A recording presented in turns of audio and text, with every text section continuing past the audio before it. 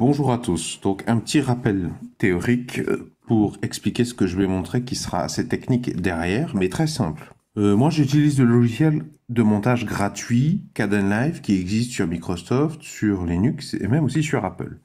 Mais là ce que je vais dire, ça s'applique à quel que soit votre logiciel de montage. Donc quand vous avez votre logiciel de montage, c'est votre écran d'ordinateur, hein, fichier, édition, voilà. Et vous avez ici, et par là, vous avez votre ligne temporelle avec différents canaux. Canaux audio, canaux vidéo. Ici, là, vous importez tous vos rushs, vos plans. Donc des vidéos. Si vous êtes un photographe professionnel, c'est des vidéos très lourdes, format rush, très très riche. Sinon, si vous êtes un modeste youtubeur comme moi, c'est du MP4. Bon. Vous importez ces fichiers là, A.mp4, B.mp4 sur votre ligne temporelle. Et donc ça, on va dire que c'est le canal vidéo et ça, c'est le canal audio. Et vous avez dans le canal audio une forme d'onde, c'est-à-dire l'intensité au cours du temps. Voilà. Et alors, quand on fait du montage simple, des tutoriels de bricolage du Facecam par exemple, en fait, votre plus-value en tant qu'humain par rapport à la machine, c'est de détecter les silences. Là, il se passe pas grand-chose. Là, non plus. Et vous allez dégager ces parties. C'est les silences entre deux phrases, ou des moments où vous reprenez votre respiration, où il se passe rien d'intéressant dans votre vidéo. Ce qui nous ferait gagner énormément de temps au montage, c'est si un outil informatique pouvait faire ça gratuit. Attention, moi, je parle d'outils gratuits, hein, et même pas en échange d'un email. Donc, c'est ça que je vais vous montrer. C'est un outil informatique qui fait ça gratuitement. Alors, je précise que Kdenlive ne le fait pas. En tout cas, je ne suis pas arrivé à faire ça sur Kdenlive. Je sais qu'il existe un autre logiciel de montage qui semble le faire sur Linux, un logiciel de montage qui me semble gratuit. Je vous le mets dans la description sous la vidéo. Mais moi, ce que je voulais faire, c'est de faire ça en Bash. Je veux écrire dans le langage Bash, qui est un langage gratuit, très très répandu, et très très rapide surtout. À ma connaissance, il n'y a rien de plus rapide en fait, à commencer par Apple. Je voudrais un script Bash qui, je lui dis dans tel dossier, il y a la vidéo A.mp4, B.mp4. Je sais pas, pour une vidéo tutoriel de vidange, on va imaginer que vous avez 10 vidéos, on va dire. Donc les vidéos dans lesquelles vous filmez, et une vidéo avant, une vidéo après, pour faire l'introduction et la fin. Et bien je voudrais que le script bash, donc que je mettrai dans le même dossier que là où il y a les rushs, les plans, et bien je veux qu'il s'occupe de tous les fichiers un par un. Je veux qu'il crée dans ce dossier-là, le dossier qui est symbolisé par cette case, un nouveau dossier qui va créer autant de fichiers de sortie qu'il y a de fichiers de rush au départ, mais les fichiers de sortie là, ce seront des fichiers plus courts que les fichiers de départ puisqu'on aura enlevé des silences. Et ensuite, dans un deuxième temps, j'utilise un script que j'ai déjà montré dans un épisode précédent, que je vous mets dans la description sous la vidéo. Ensuite, je concatène tous les fichiers de rush de départ. Donc, ça va me faire une seule grosse vidéo avec un canal vidéo, un canal audio. On va dire que c'est v1.mp4. Je fais comme ça parce que je trouve ça plus confortable de faire un montage avec un seul fichier, surtout qu'à ma connaissance, de mon expérience, ça minimise, ça réduit considérablement le risque de plantage parce que le logiciel de montage il gère plus qu'un fichier plutôt que 10 fichiers vidéo. Et je vais importer, plutôt que d'importer les rushs un par un, là. Donc j'aurai v1.mp4, c'est tous les rushs concaténés les uns derrière les autres. Alors bien sûr, sous-entendu, ils sont tous été tournés au même format, hein, 16 neuvième, 1080p, 1920. Et je vais importer dans ma timeline également un fichier V2 qui a strictement la même résolution, mais v2.mp4, c'est v1-mp4 auquel le script a retranché les moments de silence. Et donc je fais un montage, mine de rien, ça fait gagner énormément de temps de montage. Il reste encore donc une vérification manuelle. Et puis pour le moment, j'importe encore la V1 pour être sûr qu'il ne manque pas à la fin le début, qu'il n'y a pas eu de problème. Et je vous assure, je vous propose de tester, c'est gratuit, qu'est-ce que vous avez à perdre? Parce que ça fait gagner énormément de temps. En fait, il va y avoir aussi encore des cuts à faire, parce que les critères des fois sont peut-être trop drastiques ou pas assez. Critères que je vais vous montrer dans la suite de la vidéo, paramètres d'entrée. Et il y a aussi des fois, vous savez, quand vous faites... déjà, quand il y a un signal, quand vous pétez dans une vidéo, que vous ne souhaitez pas le mettre, ça, il faudra l'enlever. Quand votre femme vient vous parler et que vous lui répondez, bon, c'est un truc à enlever. Des fois, quand vous reprenez une phrase, pareil, il faut en supprimer une des deux. Donc ça, il restera à faire, mais c'est déjà beaucoup plus rapide à faire quand un robot a détecté et enlevé les silences en amont. Donc, voici un exemple que j'ai sélectionné pour vous.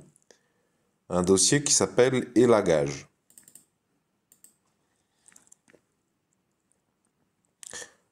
Donc, vous voyez, moi, ici, j'ai mes rushs, mes plans de tournage qui sont au nombre de 4 fichiers. Ce sont des vidéos au format MP4 pour une taille totale combinée de 1,3 gigaoctets. Pour demander à l'ordinateur de s'occuper de supprimer tous les blancs, les moments de silence, les moments de calme où je ne dis rien. CTRL-ALT-T, j'ouvre un terminal. Ou alors, clic droit, ouvrir dans un terminal. Là, je vais ouvrir avec le logiciel Gedit un fichier qui s'appelle exportlist.sh. Alors, pourquoi je vous montre ce fichier? Ce fichier exportlist.sh, c'est un ensemble de commandes.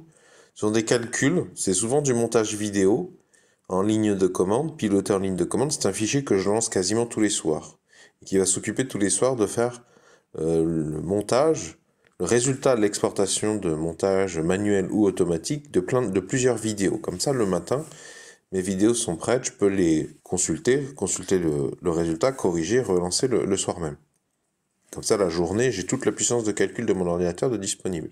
Alors, donc pour vous expliquer, cet outil automatique de montage, semi-automatique. Alors, il tient en très peu de choses.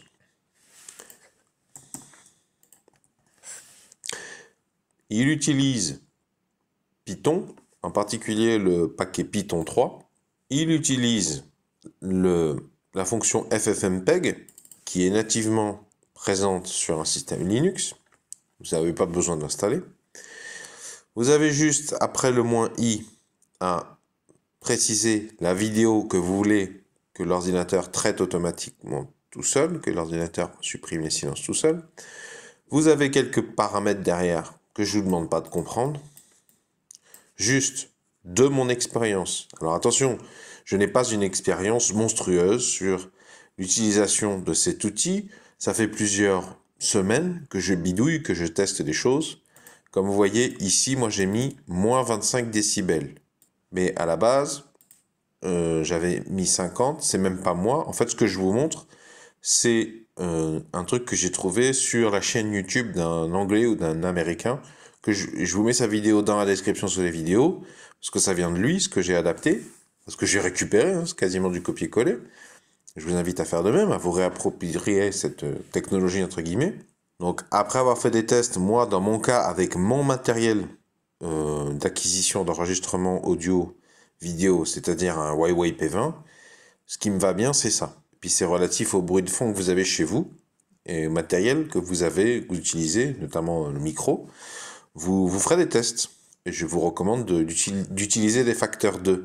C'est-à-dire vous mettez pas, si 25 ça va pas, vous mettez pas 20 ou 30. Vous mettez soit 10, soit 50. Et si 50 c'est mieux que 25, mais c'est pas encore ça, vous passez à 100. Donc là on a l'utilisation de la fonction FFmpeg. Ici, ça s'appelle pipe, je crois, ce symbole. Tuyau un peu. Ça c'est pour combiner, pour vous la faire courte, avec les résultats, avec les calculs que permettent ce script qui termine par PY, c'est un script Python. Donc on fait appel à Python pour exécuter remsi.py. Donc vous devrez télécharger ce fichier, en fait c'est un fichier, que vous pouvez le télécharger gratuitement, je vous le mets dans la description également, il n'est pas de moi. Mais si vous voulez, le problème c'est que la fonction FFmpeg, elle est capable de détecter des silences. mais dans le canal audio. Et alors, si vous êtes capable de faire mieux, ben, je vous invite à vous rapprocher de moi. Mon mail est dans la section à propos de la présente chaîne YouTube, uniquement depuis un ordinateur, pas depuis un smartphone. Mais si vous voulez, le problème de la fonction FFmpeg, qui est très connue en Linux, c'est qu'elle est capable de détecter les silences dans le canal audio, mais elle ne peut pas l'appliquer sur les signaux audio et vidéo. Donc vous pouvez utiliser FFmpeg pour faire de la suppression de silence sur des enregistrements MP3, des enregistrements Wave, mais vous ne pouvez pas vous en servir pour le moment, en tout cas en 2023, pour faire directement de l'élimination des moments de silence dans des rushs vidéo. C'est pour ça qu'on passe par Python. En fait, si vous voulez, c'est en 2 étapes, c'est vraiment très simple, hein, et d'autant plus robuste que c'est simple. Là, cette partie-là, toute la partie FFmpeg, en fait, on utilise FFmpeg, qui est l'outil, toute catégorie confondue, le plus rapide du monde, qui en plus de ça est gratuit, pour générer des dates, pour détecter des dates. Vous voyez, tous les moments, les dates de début et de fin des silences, ou réciproquement, les dates de début et de fin de ce qui n'est pas du silence. Et ensuite, on utilise Python 3 pour générer un fichier qui s'appelle préparation. Et ensuite, il suffit de lancer préparation avec la commande, avec le langage bash. Pourquoi je voulais vous montrer ça? Alors là, c'est un exemple simplifié, parce que là, vous voyez, c'est que pour un seul fichier. Or, la plupart du temps, quand vous faites un projet pour YouTube, vous allez combiner plusieurs rushs. Donc, ce que je vais vous montrer dans un deuxième temps, c'est un script qui s'occupe de faire ça sur plein de fichiers. Enfin, si, admettons, vous avez 4, 5, 10 rushs. Moi, j'utilise un outil. Après que j'ai trouvé là, la valeur qui me va bien, moins 25 décibels, j'ai adapté mon script de manière à ce que je mets tous mes rushs dans un même dossier, je lance un script et il va appliquer ce genre de calcul à tous les fichiers un par un. Et je vous l'ai dit, moi je lance ça à 21h, comme ça le lendemain matin, tout est fini et prêt pour examination et avancer dans le montage. Et donc j'avais besoin de vous montrer ça sur un exemple simplifié pour que vous constatiez la simplicité de la chose et puis pour dans un deuxième temps vous montrer généraliser à plusieurs rushs. Je remets comme c'était, j'ai commenté si vous voulez ces anciennes commandes de manière à ce qu'elles ne soient pas exécutées. Maintenant je suis passé sur une version plus aboutie, là c'est la ligne 39 et la ligne 40.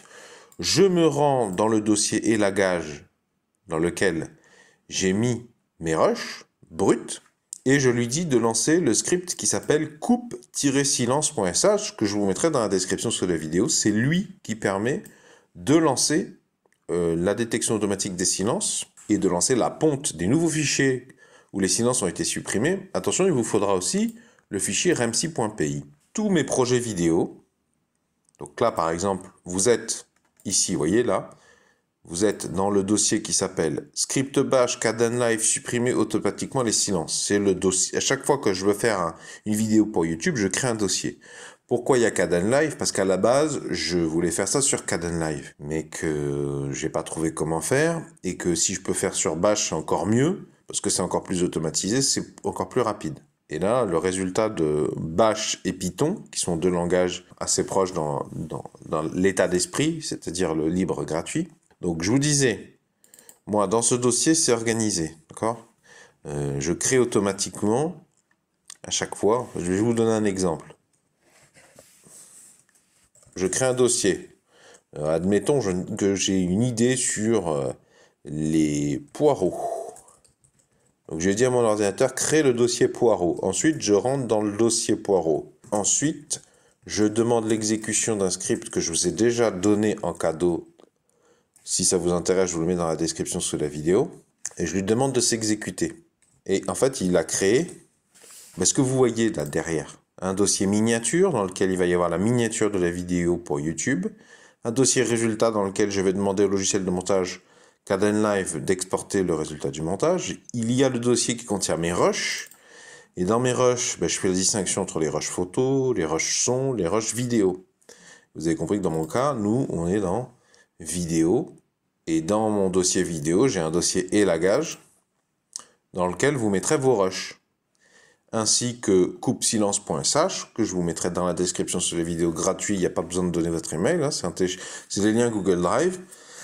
Et il faudra aussi télécharger remsi.py. Donc j'ai un peu perdu le fil, mais pour utiliser donc la technologie que je vous présente aujourd'hui, technologie entre guillemets, vous vous rendez dans le dossier où vous avez mis vos rushs. Alors output.mp4, ici je vous demanderai de faire abstraction. Simplement, output.mp4, c'est la concaténation de tous les rushs vidéo sans rien toucher. Donc vous voyez que ça fait bien, les 4 fichiers font 1,3 gigaoctets. Output.mp4 fait bien 1,3 gigaoctets, c'est normal, c'est la concaténation des 4 autres. Donc si ça vous intéresse, ça c'est la fonction concaten.sh que j'ai déjà montré précédemment dans le passé. Je vous la montre, je vous l'explique dans un épisode précédent. Simplement pour pas m'éterniser parce que c'est pas le sujet. Moi, je recommande de concaténer vos rushs, surtout si, comme moi, vous avez anticipé en filmant tout au format 16 neuvième 1080p x 1920, puisque vous pouvez vous permettre de concaténer et que surtout, quand je vais ouvrir mon logiciel de montage vidéo, à savoir Kdenlive, il vaut mieux travailler sur un gros fichier MP4 que sur plusieurs petits fichiers MP4 parce que ça facilite le travail de calcul du logiciel de montage, Kdenlive. Ça veut dire quoi? Ça veut dire que vous travaillez plus rapidement, le logiciel répond plus rapidement et surtout vous diminuez vos risques de plantage. Alors, on est plutôt tranquille sur les risques de plantage sur Linux, mais on n'y est pas insensible, surtout quand on fait du montage vidéo parce que c'est quand même un des trucs qui demande le plus de calcul.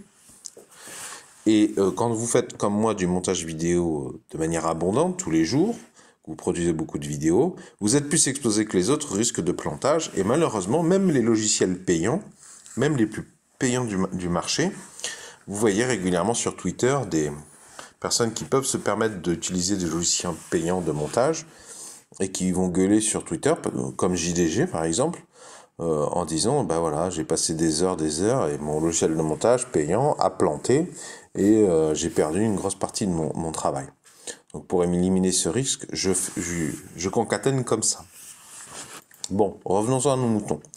Donc vous mettrez tous vos rushs dans ce dossier élagage et donc faisons comme si output.mp4 n'existait pas.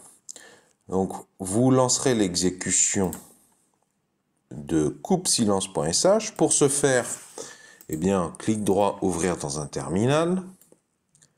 Si vous n'avez pas clic droit, ouvrir dans un terminal, donc là je ferme, CTRL D, vous faites CTRL Alt T, ça ouvre un terminal, CD, Change Directory, ce qui veut dire changer de répertoire, et vous vous rendez à la bonne adresse, entre guillemets.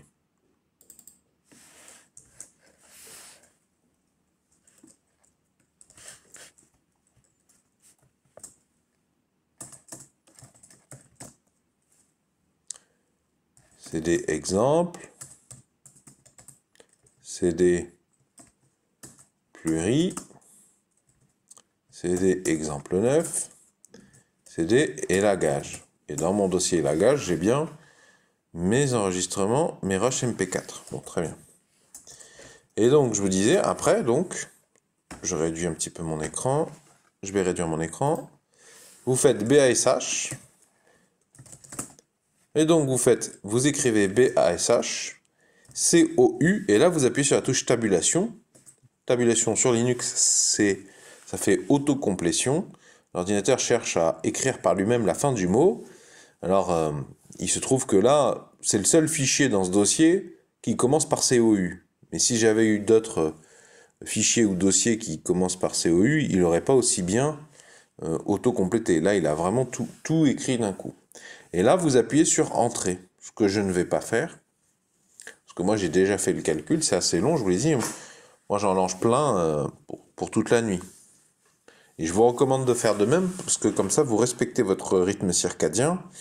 Et parce que si vous travaillez comme les débutants, c'est-à-dire que vous faites le montage le matin, vous lancez l'exécution et vous continuez à travailler en parallèle des calculs vidéo, le logiciel de montage, ça vous ralentit, votre machine est lente, vous êtes fatigué, vous arrivez à l'après-midi, de toute façon, ça sert à rien de retravailler l'après-midi sur un montage que vous avez fait le matin, parce que vous avez le cerveau cuit, vous n'avez plus les idées claires.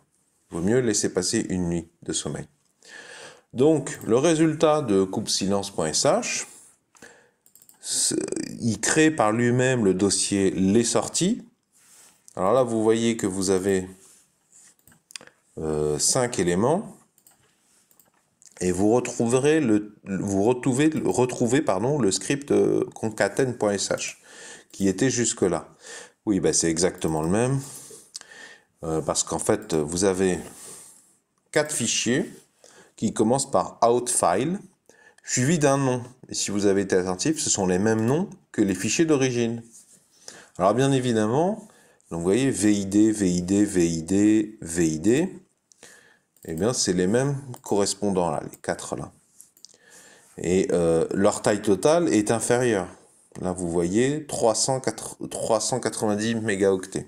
C'est normal puisqu'on a supprimé les silences, encore heureux que c'est plus petit. Et j'utilise cette fonction pour concaténer, pour avoir un seul résultat, output 2. Je vous recommande de bien sûr le renommer, parce que si vous avez un fichier, là, qui est fichier des rushs, brut, concaténé, qui porte le même nom de fichier, ben, ça risque vous risquez de supprimer, de remplacer l'un par l'autre, malgré les messages de vérification. Donc il faut mieux leur donner 2 noms différents. Et comme vous pouvez le voir, donc au départ, on avait 1,3 gigaoctets. Après suppression automatique des silences, on a 390 mégaoctets. Donc on a eu pas mal de suppression de silence, mine de rien. Il se trouve que là, c'est un face caméra. En plus, je crois que c'était entièrement scripté, ce que je disais. Donc c'est vraiment le cas simple, le cas rêvé pour mon détecteur automatique, quoi. Contrairement à si éventuellement, dans certains cas, je faisais du bricolage et qu'il y a certaines étapes du bricolage où je fais pas beaucoup de bruit, mais il y a quelque chose d'intéressant à voir à l'écran. Là, le détecteur pourrait supprimer des silences qui en fait sont instructifs, mais en général non. Je l'ai déjà dit dans un épisode précédent. Même quand vous ne parlez pas, même quand vous filmez en train de bricoler, mécanique automobile, ébénisterie, carrelage, en général, quand il se passe quelque chose d'intéressant à l'écran, il y a du son. Je m'égare. Donc, au début, là, concaténation de tous les rushs de départ, il y avait combien en durée? Il y avait 18 minutes. Le détecteur automatique a réduit ça à 9 minutes 26. Donc, moitié moins. Et donc, imaginez-vous le gain de temps pour vous, de facilité. Maintenant, vous n'avez plus un fichier de 19 minutes, de 20 minutes. Vous n'avez plus qu'un fichier de 9 minutes dans lequel taper et faire des corrections. Et vous n'avez plus, a priori, à vous occuper de découper les silences. Vous n'avez plus que, entre guillemets, à éliminer, par exemple, les phrases qui ont été mal dites et redites, ou les moments où vous faites du bruit, mais où il ne se passe pas vraiment de choses d'intéressantes. Donc moi, dans un deuxième temps, dans mon logiciel de montage Kdenlive, peut-être que je peux vous montrer d'ailleurs, dans un deuxième temps, je vous disais, je vais importer les 2 fichiers, les fichiers bruts, la concaténation des rushs, là, ce gros fichier, et le fichier de sortie, pour vérifier qu'il ne manque pas quelque chose au début ou à la fin, parce que j'ai eu des petits problèmes où ça marchait bien, l'élimination automatique, mais il manquait le début ou la fin, je sais pas pourquoi, genre les 2 secondes de début, 2 secondes de fin. Or des fois c'est gênant parce qu'il y a un petit mot de fin ou un petit bonjour du début. C'est ça que je voulais dire plutôt dans la vidéo. J'ai pas une expérience colossale avec cet outil, je vous montre une version 1 qui est déjà une version 2 pour moi, comme vous l'avez compris, puisque j'ai bricolé le code de manière à ce qu'il se lance tout seul sur une série de fichiers, quel que soit le nombre de fichiers MP4 dans votre dossier de rush. Mais avec le temps, je vais probablement trouver des améliorations, des meilleurs outils. Enfin, si je fais cette vidéo, c'est parce que parmi vous, il y a des gens qui auront des suggestions à me faire, des meilleurs outils, ou peut-être même des manières de faire la même chose, mais sans passer par Python, juste en bash. C'est quand même un comble, je trouve qu'on soit obligé de passer par Python pour faire un truc comme ça, surtout que si FFmpeg fait déjà le travail, c'est quand même assez marrant. Je pense notamment à Zico, qui est un abonné particulièrement fidèle de cette chaîne, qui a souvent des pistes d'amélioration très, très solides. Mais donc, pour que vous puissiez me faire vos retours constructifs, il faut bien que je publie une V1.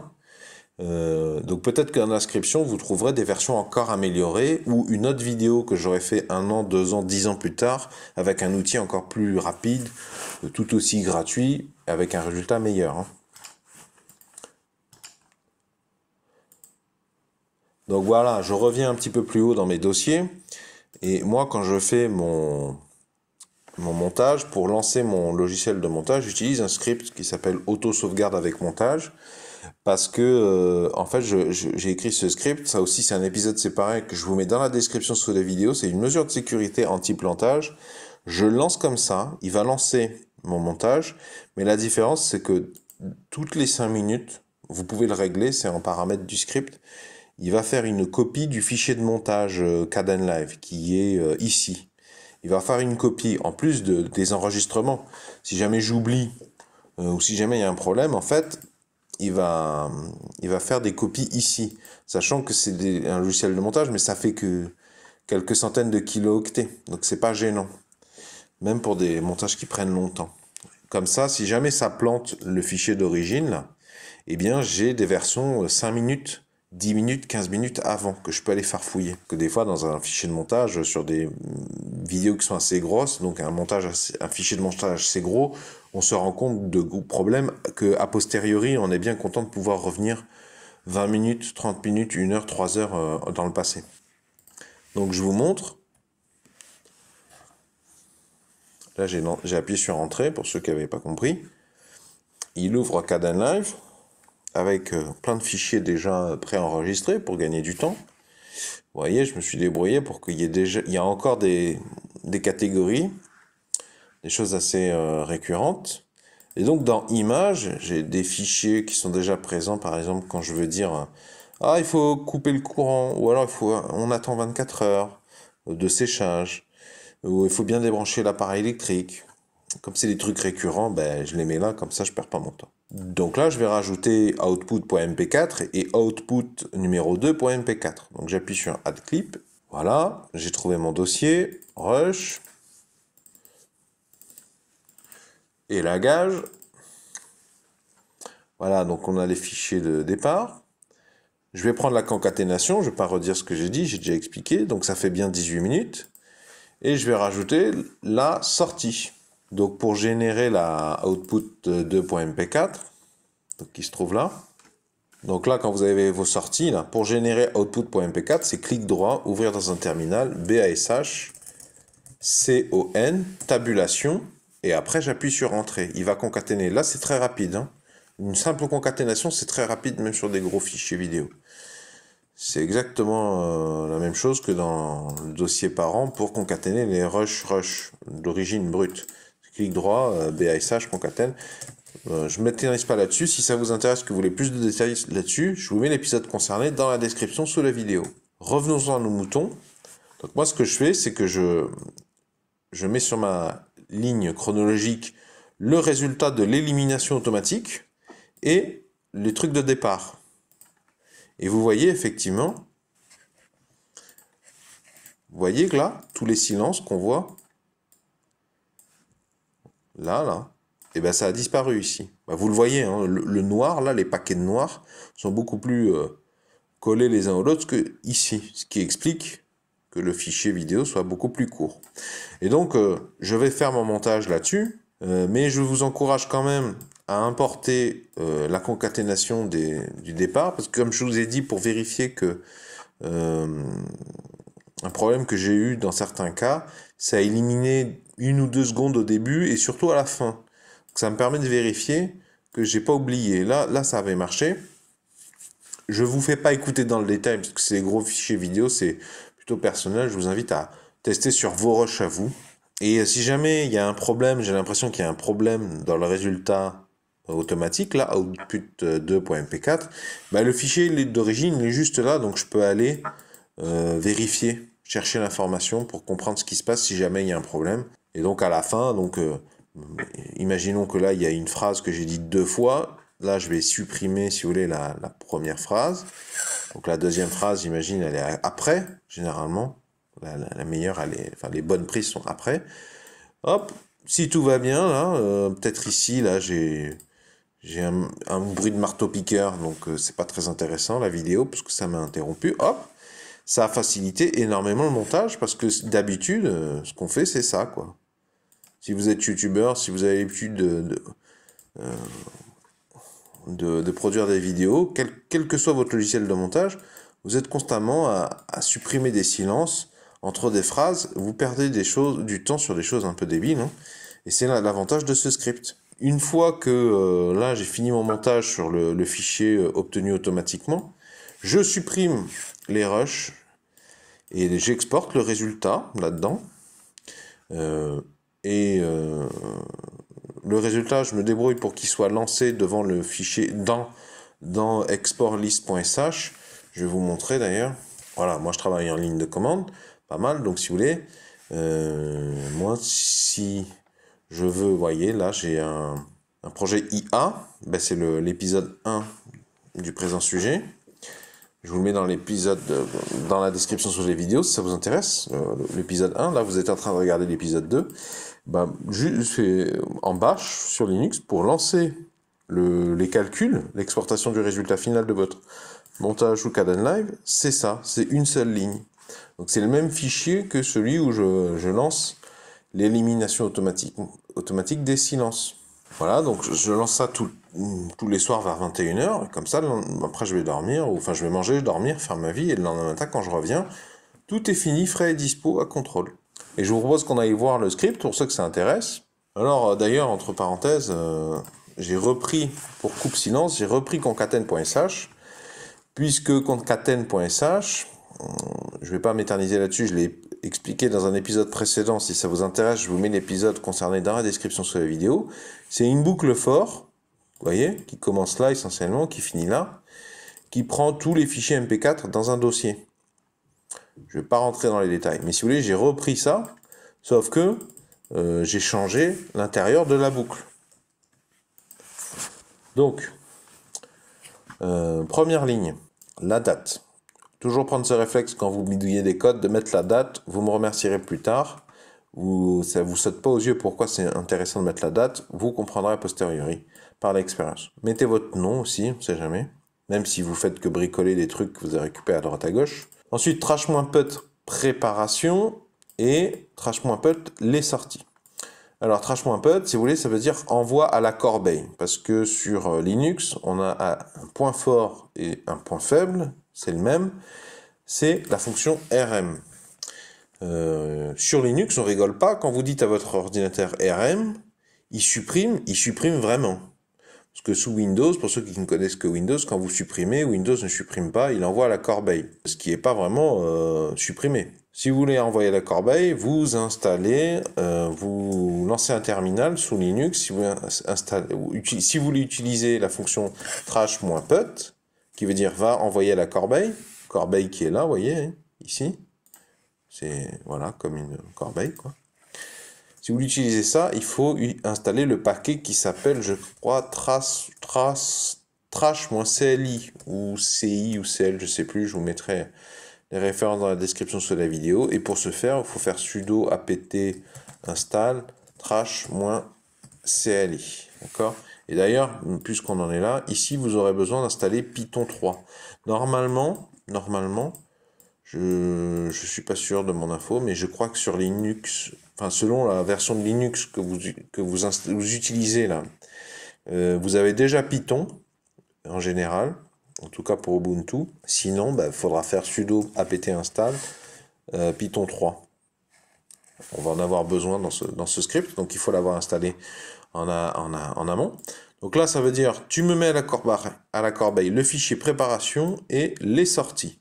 Pourquoi ça commence comme ça? Parce que ce sont des trucs que je vais générer dans le script.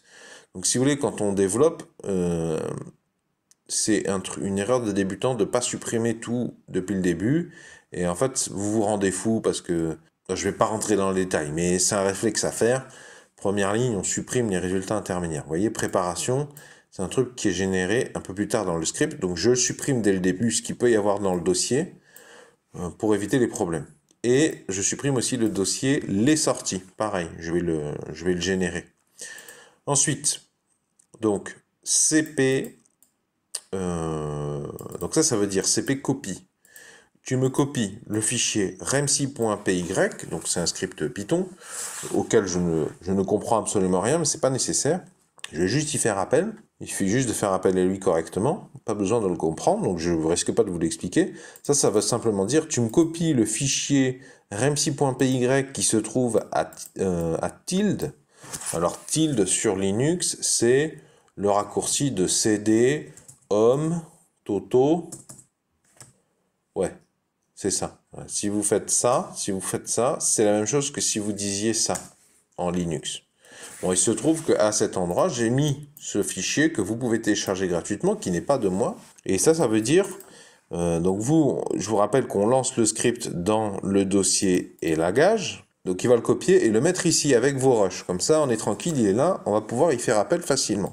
Donc ensuite, là, vous retrouvez la boucle for qui commence ici, qui finit là, que je vous ai montré. Tout à l'heure, c'était pour y appliquer une certaine commande.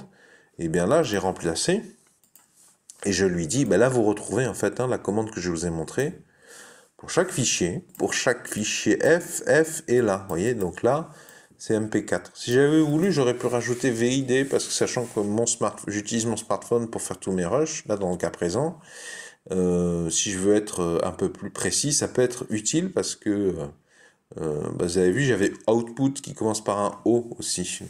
Bref, je me perds dans les détails, là. Et donc, là, je vous avais montré l'exemple sur un seul fichier. Donc là, on a une boucle qui va prendre tous les fichiers, un par un.